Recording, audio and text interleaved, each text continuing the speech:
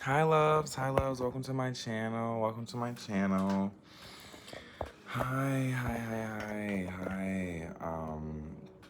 So yeah, it's gonna be a little scary. Hi.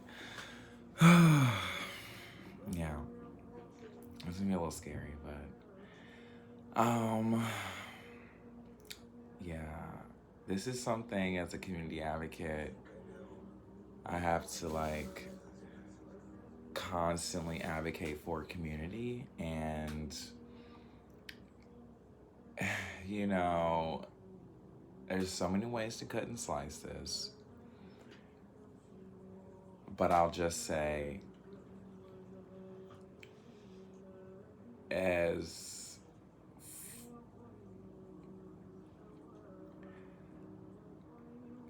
as sex workers, the literal, as sex workers, we often forget that we also need sex work.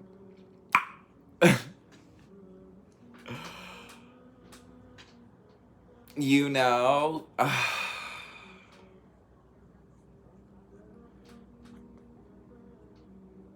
I, yeah.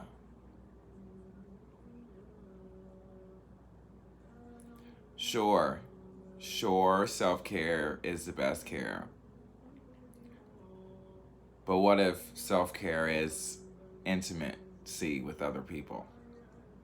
So you have to understand, as a community advocate, the reason we don't like to use terminology like sex or work is because both of those, we like to call those things keywords in community advocacy, hashtag library science. Um, ooh, see, you got me. Ooh, you got me, babe. But so hashtag library science, taxonomy of Oxford in the building, girl. Just regular standard English, okay? And as my friends in the globe have taught me and have showed me from various experiences, girl, it really is the best reference. When anytime, like, I get into tiffs or get into different things with peer Americans or other Americans of like-minded individuality, I just go back to the Oxford. I used to not go back to Oxford and I get in all this trouble, but then I go back now. I could just go back to Oxford and clarify what I mean through that standard, and it makes it so much better. So again, text to world, baby, is everything. But anyway, all right. So basically, yeah, as sex workers, as you know, and this is self-identified, because that word and those nomenclatures bring up so much sexualization and um, gendered norms that as community advocates we know how to use those terminologies and how not to. And so, like I said, this is a little sad, but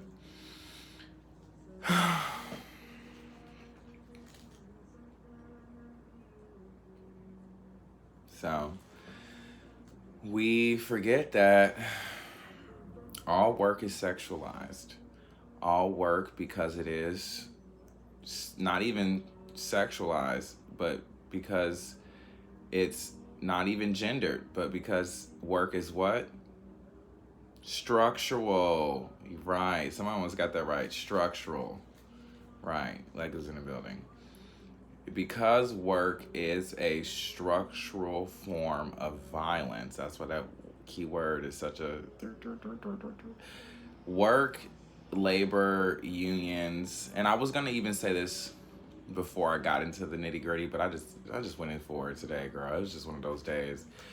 It's just one of those, you just feeling it, and it just got to a boiling point, I like to say, and in terms of community advocacy, we always think that advocating for community means we have to do it in isolation, or you have to be like you have to sustain yourself by not being with community in those ways, and all that stuff is true because transference is so real. But at the same time, there is definitely a level of experiencing community just in terms of a holistic way that includes workers of professionality, I like to call. And any person of oppression knows that when even hearing the word, or marginalization more proper, even hearing the word professionalism is leveled with particularities that are not only structural but gendered as well. So, for example, there was a time in this world where any woman doing any type of action was gendered, sexualized, and penalized in a particular way. So, not to bring all of that other stuff up, but just to say that even this mentality of what this ideology is, even behind labor, is in some ways sexualized. So, sex work, right? Or sex and then work, right? And then sex work, right? Actually encompasses all labor practices to this date, because of unions, because of labor, because of law, labor law, unionized work, structuralized work. There is no work in this entire globe that is not unionized, whether it's a community standard or a accredited standard, okay? They are both recognized as valid. Even the practice of civility is around the negotiations of community. So that is all a paradigm, that's all standards holistically in terms of like a health practorum. So all of this is a World Health Standard. All of this is practices of just being more careful with how we intentionally do things. And so self-identified folks, self-autonomy work, narrative-based research shows that when people are able to self-autonomize or self-actualize through a system of autonomy, through actualization of a paradigm of autonomy, it actually is pretty therapeutic. So that's why on this channel as well, we will use intentionally, just in certain particularities, sex work as a more colloquial term, and as again a term of endearment as an empowerment, reminding us that we're all sex work, that otherism, that essentialism, that orientalism around this ideology of types of labor is actually a component of enslavement, of all enslavements, actually. It's an amalgamation of the master's paradigm, #Hegel. So that's his little history lesson there. But anyway, y'all need to listen to my Spotify mixtape on that piece, okay? Just like it, take what resonates, leave the rest. I know what he gives, y'all. This is social media now, girl, okay? Come on, this is online stuff now, girl. Quit playing, girl. Quit playing. It's online stuff. Or this is just universal. This is multiversal stuff, girl. Quit playing, girl. Quit playing. You know I gotta get more vocab together too, girl. So quit playing, okay, girl. Okay. But yeah, so I just wanted to remind folks, and like, I wouldn't do what I'm not saying like get your sugar from where the same sugar spot that everybody else get their sugar from, but I'm saying you might need some sugar. Okay, so, and it's fine. It's fine. All this stuff is genetic, and I like to say genetic. Some of this stuff you just inherited. The fact that you might be pre-diabetic, girl, it might not be your problem. Sometimes just the way sexualized, gendered violence has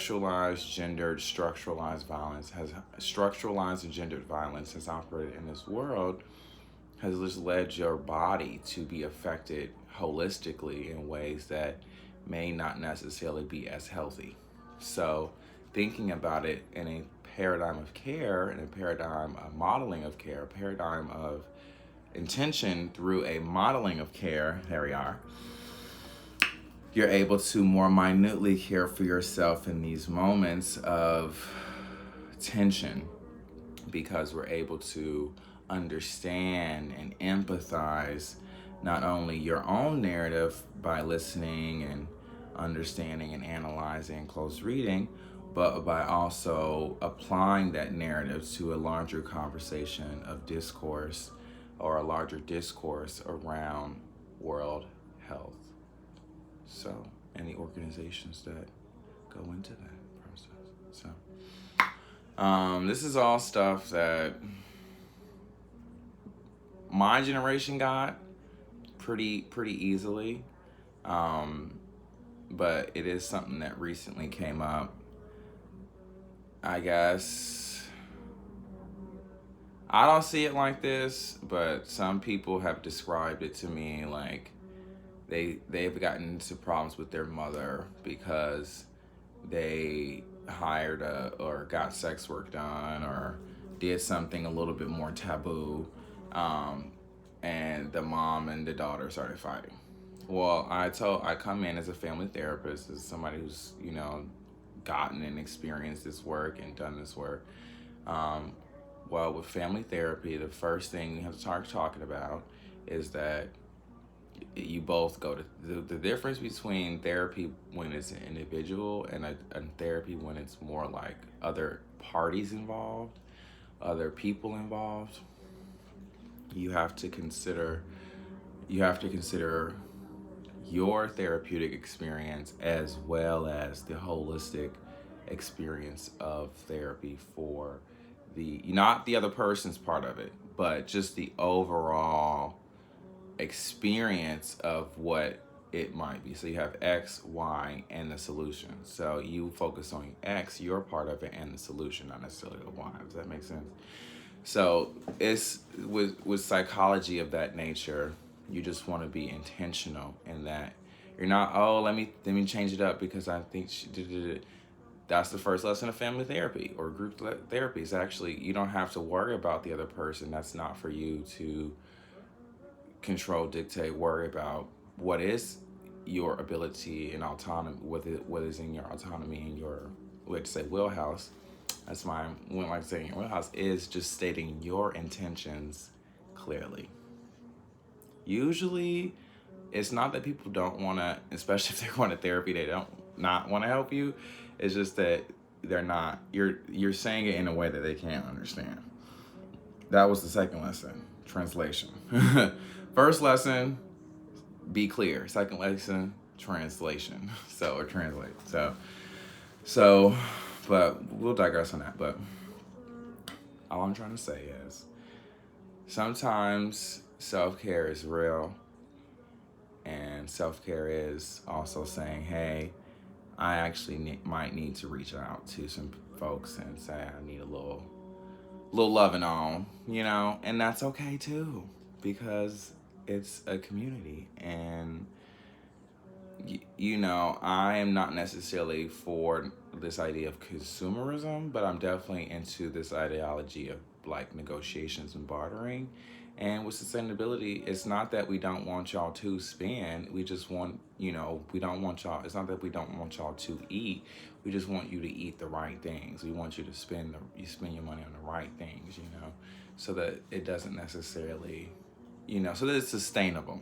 You know what I mean? So that, like any parent, doesn't cause you harm and stuff like that. But, the big thing I also learned, just in terms of that little motif I was giving, the mom and the daughter, blah, blah, blah, blah, blah. Long story short, the mom actually did the exact same thing the daughter did. Once the daughter actually spoke with the grandma, it changed the perspective completely, and they didn't need therapy anymore. I hate to say it, like, it really got solved like that, but basically sometimes, and like I even have this in my family as well, like it'll skip a generation. So the middle person can try as hard as they can, but it actually takes the younger person seeing it for it to stick, and it usually does. It skips a generation. So you as the parent may not receive, but the grandparent can do it for the grandchild, or the child can do it for the grandparent, because then they're able to say, okay, well, your mother did this exact same thing, so literally. So it's not that it's your fault. And that was a lesson for me in therapy. It wasn't that it was my fault. It's just that whatever the family was going through wasn't for me to actually solve. And that was something I had to come to terms with as well. A lot of times as millennials, we think we have to take on the world and defeat all these generational curses, as we like to call it, or, we can get esoteric millennials. But the baseline, okay, the base, okay, here, Viacom, okay, Bear Girls Club. What happened to Bear Girls Club? People forgot Bear Girls Club is a thing. Like, I told them, I'm like, girl, girls fight all the time. Girl, Bear Girls Club, they forgot about it. I was like, oh, bitch, you right. Anyway.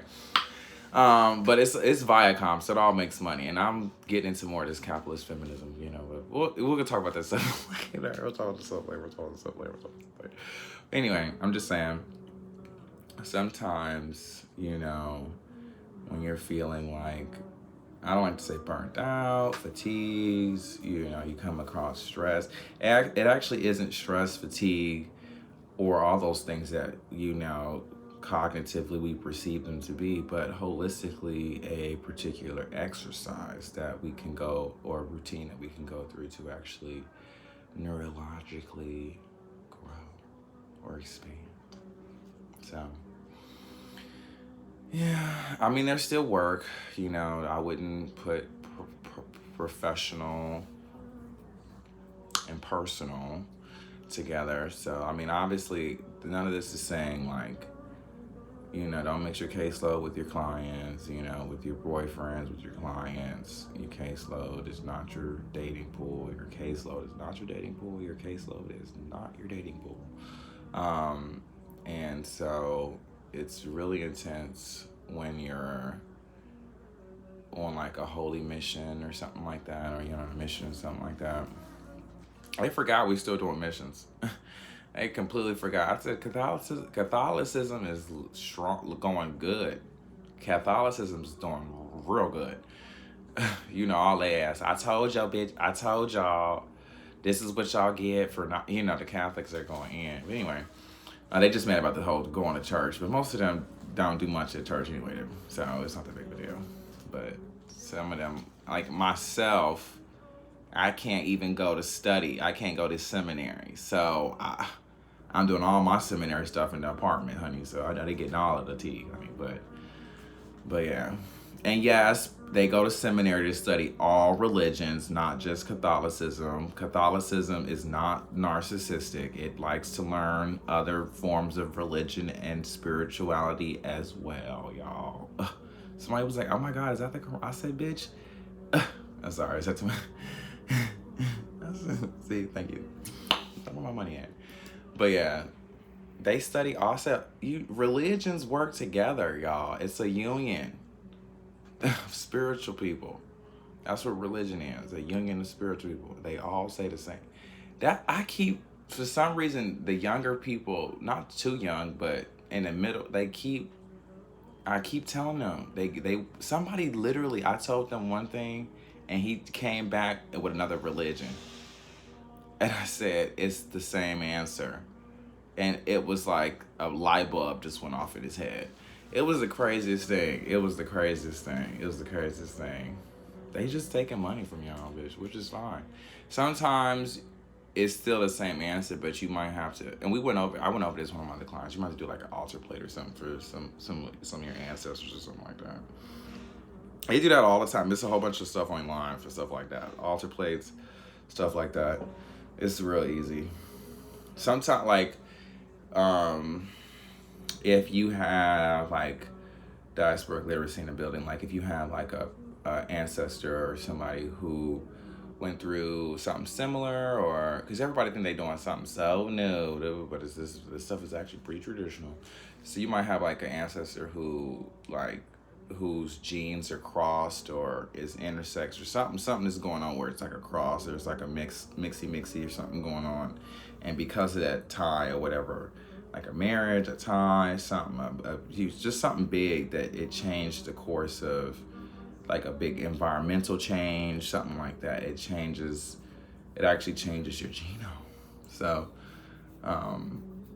you have to do an altar plate for them sometimes, just to help them with the environmental stuff or stuff like that. Like if you know you're in a warm environment and you have ancestors who are from a cold environment, you can put an altar plate out for them, just to, little cookies and stuff. You don't do much. It's not I said it's like paying taxes. You do not do much with them. It's a little cookie here, a little cookie there.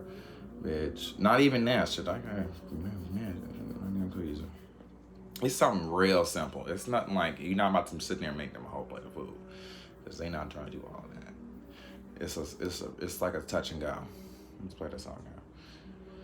But yeah, just wanted to get on here, complicate the narrative, and just say, yeah, you know, like, it's amazing to be validated and that we are human beings and that sometimes we run on low.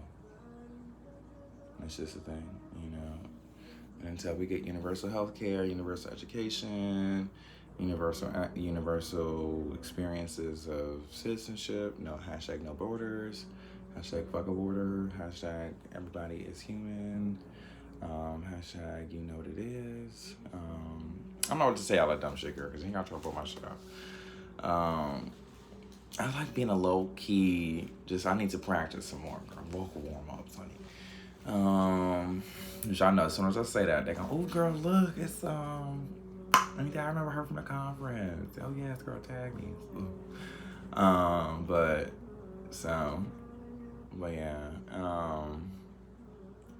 that's basically it, y'all. Look, I'm about to go. But yeah, hashtag, let me get a sweater for you. Fuck you mean.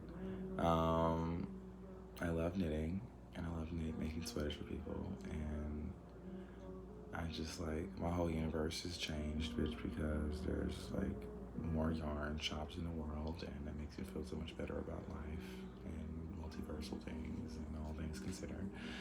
So yeah, go great. That was just so great.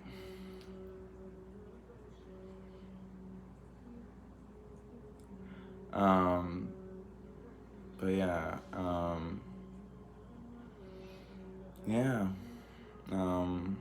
sex workers were, we just like to call it, the big girls, we call it professionalism, because all professionals have a legendary persona of intimacy that is not gendered, not sexualized, however engaged, okay, or however, yeah.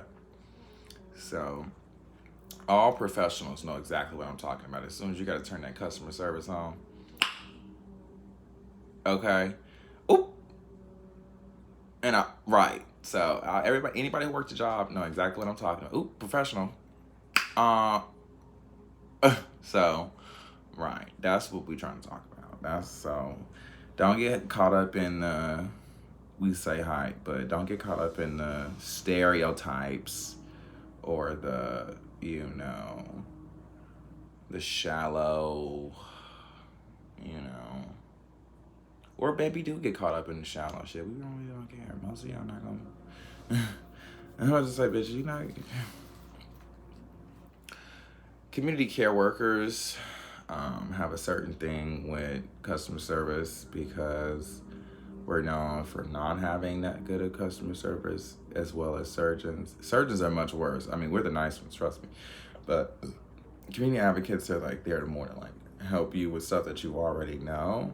So it's not that we're trying to actually teach you anything, but we're just trying to help kind of like mix it up. You know what I'm saying? Oh, right, bitch, I remember that, and I did it, and you know what I'm saying? Versus just kind of being like, oh, bitch, what the fuck am I supposed to do? Oh, bitch, oh, right, bitch, okay, I remember this, and I did it, okay, right, bitch, right. I'm that bitch, okay, cool. You're right. That's what we do. And we help, let's say the doctor got 6 surgeries. He can't sit there for 20 minutes and explain to you what a malformed lithoingia is, okay, girl, and how to do a double section biopsy. He just can't do some shit like that. So, girl, he gonna have to send the nurse in, and the nurse ain't finna do too much, girl, because she gotta do other shit too. You gotta put in them damn soap notes, girl. So I come in, I say, it's okay, I'm gonna help you with the aftercare nurse, and you're not crazy, you just needed surgery, and lipomas are real, and it's okay, and, we gonna pop them, girl, it's cool, girl, it's cool, girl, shit, fuck it. Want some peppermint? Shit, you want some fiber? Okay, girl. It's a flaxseed. You want some more? You know. Please don't worry about this dumbass other shit, girl. It's handled. Just don't worry about it. Look, don't even. We're knitting. We're talking about getting some support from community and having better access to resources. So that's what we're talking about. Okay.